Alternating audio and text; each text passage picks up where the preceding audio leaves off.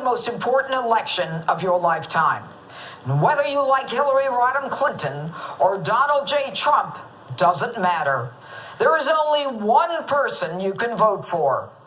We cannot have a country led by a president subject to ongoing criminal investigations, potential indictment, and never-ending hearings.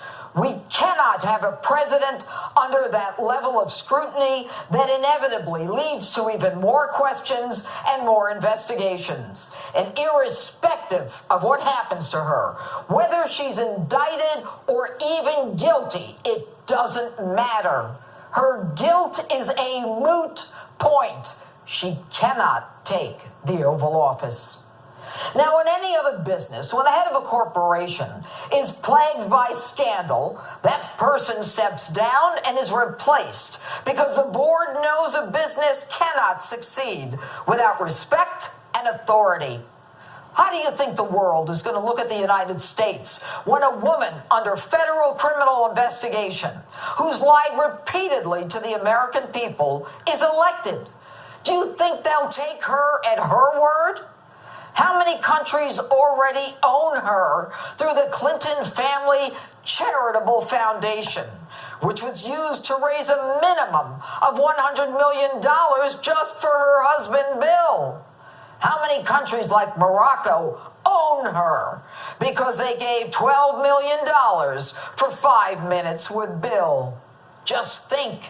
We can have our own world joke, like Bunga Bunga Prime Minister Berlusconi under constant investigation while in office and then sentenced to prison.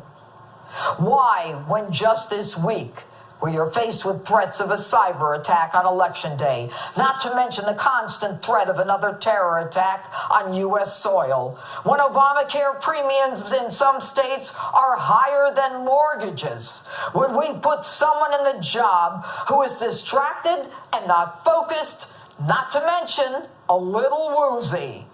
We need a commander-in-chief focused on daily briefings, not one who, along with her staff, is worried about her and her spouse's investigation and what leverage can be used to shut that investigation down, worried about what vulnerabilities they have or whether they are being blackmailed or extorted. The only winners there are the blackmailers and the president. We are the pawns in a case like that. You and I are the ones who would pay the price. Now, I don't know how old you are, but I personally can't take another chapter of Clinton scandals.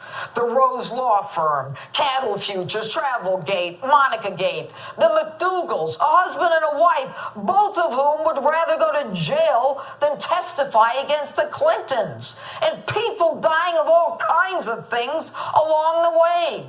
Impeachment. And folks, I haven't even gotten to the 21st century. The woman has a propensity to lie about anything and to forget virtually everything. It's hogwash that 20% of our uranium is sold to the Russians, thanks to the Clintons.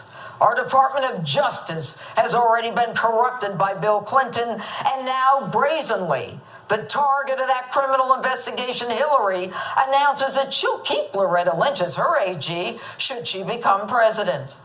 And if you are tired of this cesspool of corruptibles and visits from the ghosts of the Clintons' past, then you simply don't have a choice. She is a woman guilty of bad judgment over and over.